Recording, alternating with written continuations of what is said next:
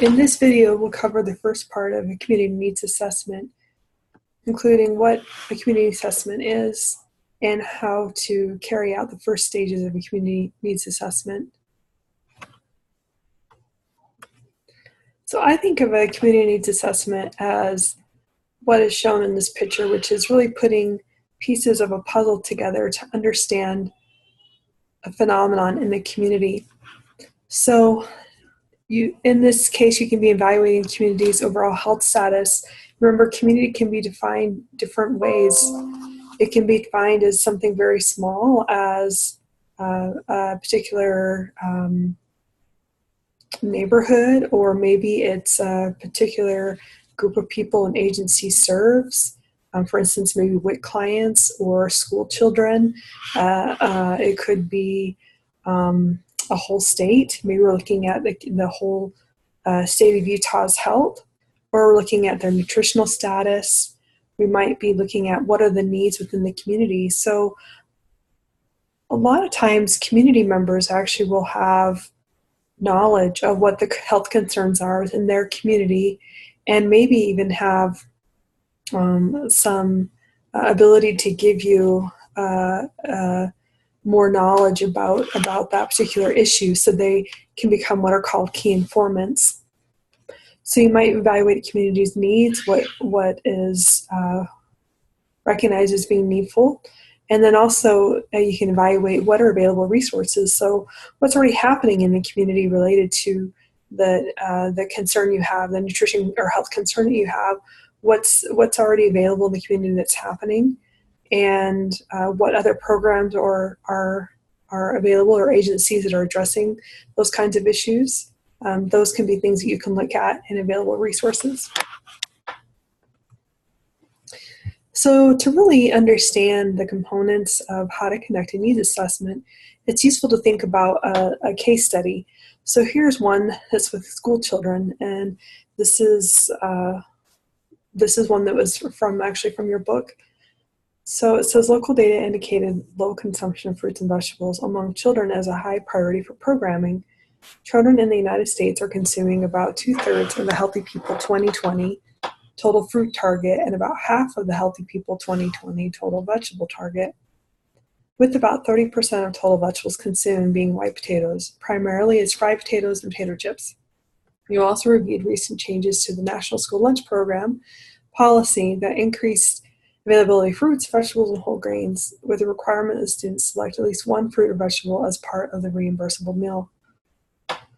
At this point, you've selected the target population for your program, school children. Your needs assessment will be focused on collecting data about your target population so you know how to best intervene. So initially, I want you to think about looking at this case scenario. There may be some terms that are new to you in this, and hopefully through this series of PowerPoint slides for community needs assessment, those terms that are unfamiliar to you will be answered. If you do have further questions on what I present in the class videos related to these terminology you're not familiar with, just let me know. So one of the questions you do want to ask yourself is, how would you approach this needs assessment? Meaning, what things would you do? So given this scenario, you may already have some ideas of what kinds of things you think would be important to find out, to discover.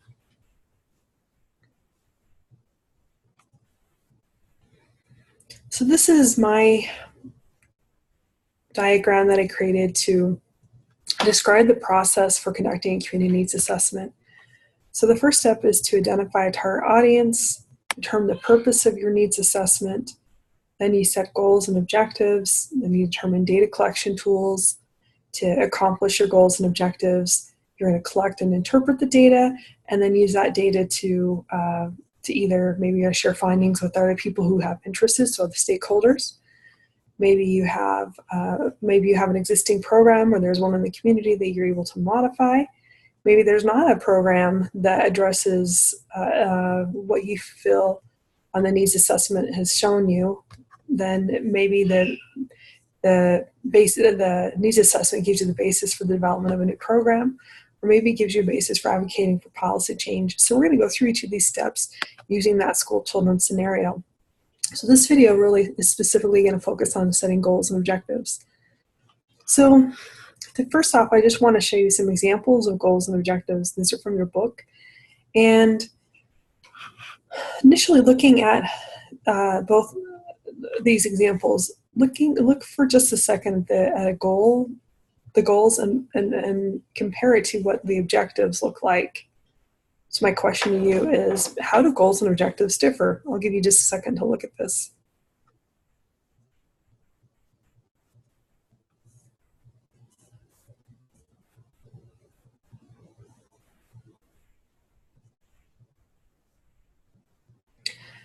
Hopefully, just looking at this and also from your reading, you recognize that there are distinct differences between goals. So goals are really broad, overarching statements of the overall what you want to achieve within this needs assessment, whereas the objectives are much more specific, and they are giving you the kind of the roadmap of how you're going to meet the goals. Something that's really important, make sure you put a star by this, that you remember that none of these goals or objectives are about changing behavior or attitudes or anything like that. These are all about gaining more information about a topic. So when you think about needs assessment, think about gathering information, not changing people's behavior. And this really becomes important when you're writing your goals and objectives, because they need to be about gathering information. And I am emphasizing this because I see students over and over in the class where they'll be writing goals and objectives for a needs assessment, and they're trying to do something to change people's behavior or change their attitudes. And that really is program planning. Needs assessment is gathering information. So goals, things I want to point out, look at the type of verbs that are being used. So identify, determine, could be assess, evaluate, define, describe. So verbs like that are often used in setting a goal statement. When we look at objectives, things that are included are measurable, so numerics of here how many people we're going to ask. It gives a definition of the target audience. So here, women over the age of 18 years, or here, older adults 75 years and older. And it gives a time frame. So this one was within 3 months they want this to happen. This one is within a year. And then the other things here are that they're relevant, items related to trying to accomplish the goal, and that they're, again, specific in what they're trying to assess. So here's our case study again with the children. And I want you to think through, again, we're going to think through together as a goal and objective. So one thing that we know is we do know that our target population are school children. That's been given to us. So we know that our goals, objectives, we're going to be having something in here about school children. And the other piece of information here is that this is really focused on concerns about fruit and vegetable intake in children. And then also we've got this piece of information about what a policy change that's happened within school lunches. So you can imagine that our goals and objectives are going to be pieces that are included in this needs assessment case study. So some preliminary information. So there are a lot of different directions you could go. I'm going to give you an example of what I put together related to what I thought might be relevant for a goal and objective. So my goal is to assess. So there again, I could say identify, I could say describe. There's lots of different verbs you could use that gives kind of the same meaning as assess. It could be evaluate. So I put in assess attitudes, beliefs, and practices of around fruits and vegetables. Maybe the wording is a little not as good as I thought, but you get the idea of practices of fruits and vegetables among children in grades 7th through 9th at a local middle school who participate in the National School Lunch Program. So what you'll notice is I want a little bit more specific in what children am I talking about, because when you do a needs assessment, you really do need to think about who specifically are you targeting.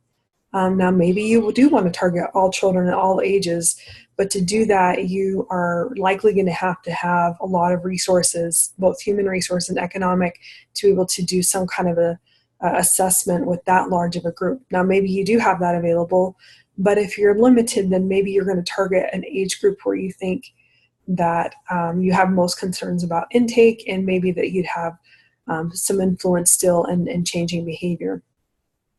So I just arbitrarily chose 7th through 9th just because they are at an age where they are still somewhat malleable with thinking about food choices, and before they get into high school, that maybe we can intervene in that age group to see if we can make changes. But you could argue that younger elementary school, maybe they're a little bit more malleable and wanting to start earlier. Yeah, you could definitely argue younger ones.